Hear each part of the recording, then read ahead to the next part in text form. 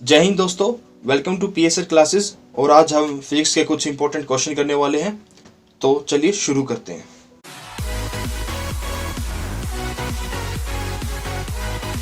सबसे पहला क्वेश्चन आता है दोस्तों, what is the dimension formula for the impulse. Impulse के लिए डायमेंशन फॉर्मूला क्या होगा। इम्पल्स क्या होता है दोस्तों? इम्पल्स होता है एक ऐसा फोर्स जो कि स्मॉल टाइम के लिए लगाया जाए।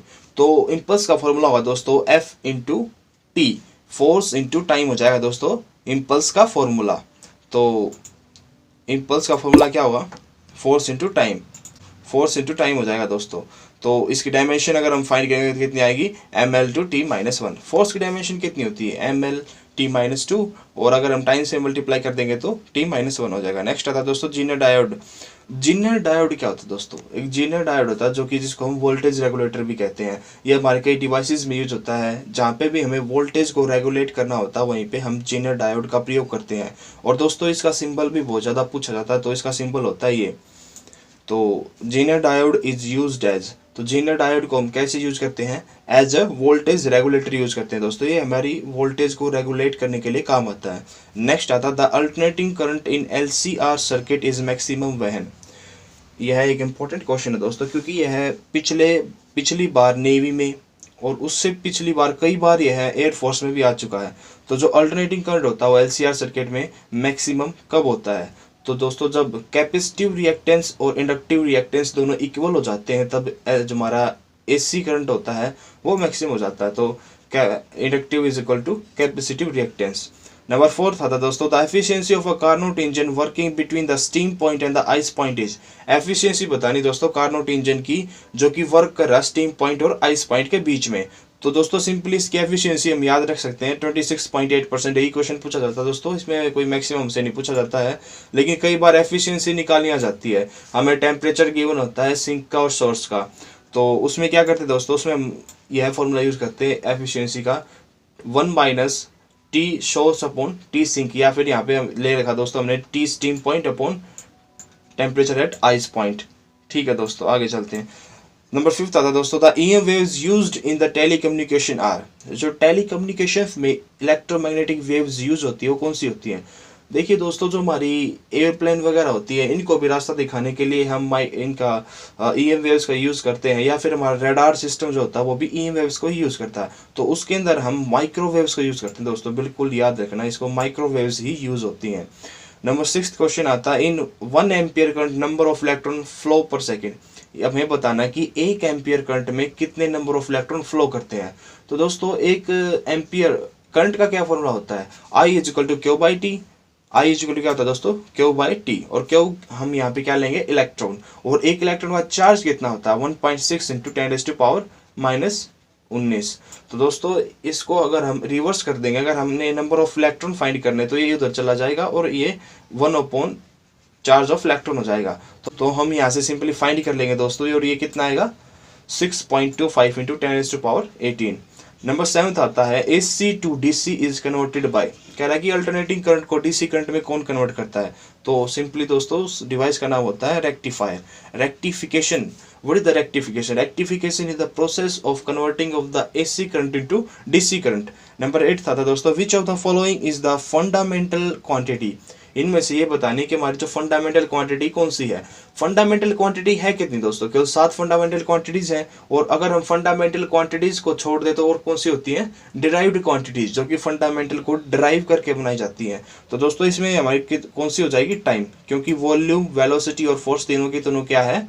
डिराइव्ड क्वांटिटीज है, जो कि फंडामेंटल क्वांटिटी से ली गई है। नंबर 9 था दोस्तों weightlessness of an astronaut moving in satellite is a situation of. Weightlessness कब होता दोस्तों?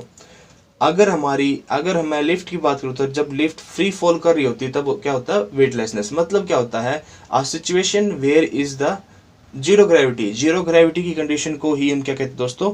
वेटलेसनेस। तो वेटलेसनेस कब होगा एस्ट्रोनॉट का? जब नो ग्रेविटी होगी या फिर जीरो ग्रेविटी होगी। For which of the following the resistance will decrease on increasing the temperature. कह रहा है कि ऐसा मेटल जो इसके लिए टेम्परेचर बढ़ाने पर उसका रेजिस्टेंस डिक्रीज हो।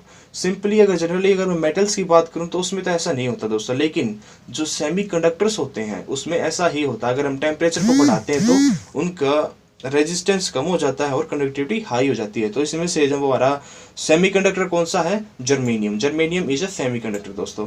What is the angle of the dip at the magnetic pole of earth. एक मैग्नेटिक पोल, अर्थ के मैग्नेटिक पोल के ऊपर एंगल ऑफ डिप्लीकेशन कितना होता है, एंगल ऑफ डेक्लिकेशन। तो दोस्तों ये कितना होता है, 90 डिग्री। सिंपली याद कर लेना दोस्तों, ये डायरेक्ट पूछा जाता है, इसका कोई इससे एक्स्ट्रा नहीं पूछते हैं, तो सिंपली आया है कितना होता है एंगल, तो 90 डिग्री होता है। नंबर 12 आता है, the velocity of a particle executing SHM is Khalistan at its mean position. Velocity बतानी है एक एसएचएम एग्जीक्यूट करते हुए पार्टिकल की मीन पोजीशन पे। तो जो हमारी वेलोसिटी होती है वो मीन पोजीशन पे होती है मिनिमम, और जो हमारी एक्सेलरेशन होती है वो होती है मैक्सिमम। तो वेलोसिटी कितनी होगी दोस्तों, minimum. Number 13, the process by which DC converted to AC. हमने पीछे वाले क्वेश्चन में देखा था कि भी एसी को डीसी में कौन कन्वर्ट कर रहा था, रेक्टिफायर। लेकिन अब ये क्वेश्चन पूछ रहा कि डीसी को एसी में कौन कर रहा, तो इन्वर्टिफायर। जो हमारे घर पे इन्वर्टर होता है वो क्या करता है दोस्तों, दोनों काम करता है, रेक्टिफायर भी यूज होता है और एज इन्वर्टिफायर भी। तो वो इन्वर्टिफाई करके क्या करता है, डीसी को एसी में कन्वर्ट कर देता है। Number 14, through which mode of wave propagation are the radio waves send from one place to another place. कह रहा है कि कौन से मोड ऑफ प्रोपगेशन को यूज होता है एक रेडियो वेव को सेंड करने के लिए। तो दोस्तों जनरली हम कई तरह के मोड को यूज करते हैं, जैसे ग्राउंड वेव हो गया, स्काई वेव प्रोपगेशन होगा, स्पेस वेव होगा। तो तीनों के तीनों मोड यूज होते हैं किसमें, रेडियो वेव्स के प्रोपगेशन के लिए। तो इसका आंसर हो जाएगा ऑल ऑफ दीज। नंबर 15 था दोस्तों, what is the dimensional formula for gravitational constant. Gravitational constant का डायमेंशन फॉर्मूला बताना है। तो सिंपली इसका फॉर्मूला क्या होता है दोस्तों, ग्रेविटेशनल फोर्स का फॉर्मूला क्या होता है, ग्रेविटेशनल फोर्स का होता है F = Gm1m2/r²। यह हम बताया ग्रेविटेशनल फोर्स का, और G यहाँ पे क्या है, ग्रेविटेशनल कांस्टेंट।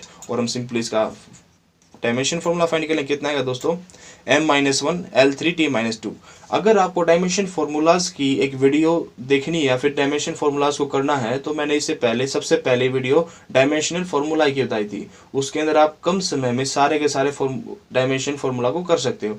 उसमें मैंने कम से कम 66 फॉर्मूलाज करवाए, तो आप उसे देख सकते हैं दोस्तों। नंबर 16 आता है, at what temperature will the surface tension of water B minimum.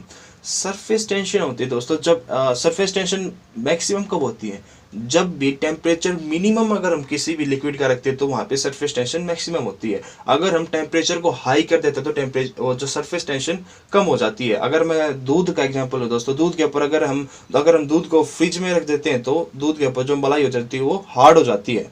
अगर वहीं हम दूध को उबाल देते हैं तो मलाई बिल्कुल खत्म हो जाती है। तो सरफेस टेंशन जब हम टेम्परेचर को इंक्रीज करते हैं फिर मैक्सिमम कर देते हैं तो वहाँ पे सरफेस टेंशन कम हो जाएगी। तो मिनिमम कब होगी, जब हाईएस्ट टेम्परेचर के ऊपर, और इसमें चार ऑप्शनों में हाईएस्ट कौन सा है, 75 डिग्री सेल्सियस। ठीक है। 17th है, if the red light is replaced by the blue light illuminating the object in a microscope, the resolving power of the microscope will be. देखो दोस्तों, अगर हम किसी भी लाइट को अगर हम सिंपली देखते हैं तो माइक्रोस्कोप में दोस्तों, अगर देखने के लिए अगर इनसाइड वाला जो हमारे लेबोरेटरीज में यूज होता है माइक्रोस्कोप, उसमें एक लाइट होती है। लाइट क्यों होती है दोस्तों, अगर हम कुछ देख रहे हैं उसके अंदर पार्टिकल्स, तो लाइट तो होगी, उस लाइट की मदद से देखते हैं। तो वो लाइट कौन सी होती है, सिंपली जनरली वहाँ पे जो लाइट यूज की जाती है दोस्तों वो होती है जिसकी वेवलेंथ कम होती है। जो मिनिमम वेवलेंथ वाली लाइट होती है वो यूज होती है। और मिनिमम वेवलेंथ कौन से कलर की होती है, वो होती है ब्लू कलर की। तो इसमें दे रखा है कि अगर हम रेड को ब्लू में चेंज कर देंगे, मतलब पहले रेड लाइट ले रखी थी अब ब्लू लाइट ले रहे हैं, तो दोस्तों क्या होगा, रिजॉल्विंग पावर इंक्रीज हो जाएगी। क्यों हो जाएगी, क्योंकि इसकी वेवलेंथ डिक्रीज है। और रिजॉल्विंग पावर जो होती है वो इनवर्सली प्रोपोर्शनल होती है किसके, वेवलेंथ के।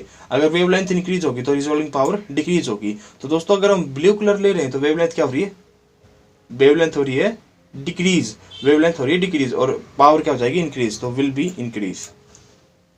नेक्स्ट आ रहा है question 18th, if every particles of the liquid passing a particular point flows the same path, the flow is called। कह रहा है कि अगर हर एक पार्टिकल लिक्विड का किसी पर्टिकुलर पॉइंट से और सेम पाथ को फॉलो करते हुए पास होता है तो उसको हम क्या कहते हैं, उसको हम कहते हैं दोस्तों स्ट्रीमलाइन फ्लो। स्ट्रीमलाइन फ्लो बोलते हैं उसको, स्टेडी फ्लो भी कह देते हैं। स्ट्रीमलाइन फ्लो या फिर स्टडी फ्लो, दोनों को दोनों एक ही होते हैं। 19th question, a stone of the mass m is freely falling vertically to the distance d, the decrease in its gravitational potential energy will be। अगर हम पोटेंशियल एनर्जी का फॉर्मूला देखते तो क्या होता है, mgh। ये कह रहा है ग्रेविटेशनल पोटेंशियल एनर्जी के अंदर कितना आएगा। तो अगर हम एक स्टोन को फ्रीली फॉल कर देते हैं ऊपर से, तो हम वहाँ पे ग्रेविटेशनल पोटेंशियल एनर्जी में उतना ही तो चेंज होगा दोस्तों जितनी उसकी पोटेंशियल एनर्जी में होगा। तो पोटेंशियल एनर्जी का फॉर्मूला क्या होता है, mgh। तो h यहाँ पे क्या दे रखा, d, तो ये फॉर्मूला क्या हो जाएगा, mgd। 20th आता दोस्तों, which of the following properties of the sound is affected by change in air temperature. अगर हम एयर के टेम्परेचर को चेंज करते हैं तो साउंड की कौन सी प्रॉपर्टी अफेक्टेड होती है। तो कौन सी प्रॉपर्टी अफेक्ट होगी, उसकी वेवलेंथ, साउंड की वेवलेंथ जो होगी वो चेंज हो जाएगी अगर हम टेम्परेचर को बढ़ा दें या फिर घटा देते हैं तो। नंबर 21 आता दोस्तों, the Doppler's affect is applicable for. जो डॉपलर अफेक्ट है वो किसके लिए एप्लीकेबल होता है, ऑप्शन ए है लाइट, बी साउंड और सी है both A and B.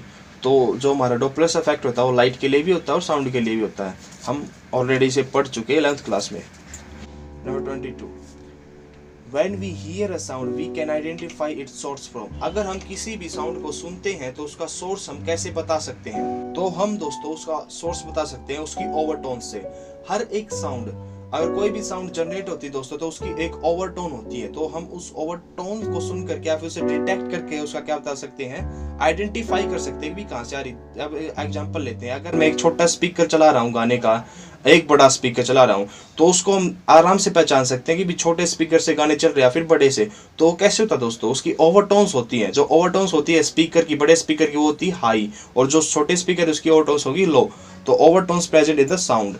23rd आता है, electrical capacity of earth is. Simply पूछ रहा है capacitance of earth. Capacitance of earth होता है दोस्तों 711 माइक्रोफैराड, 711 माइक्रोफैराड।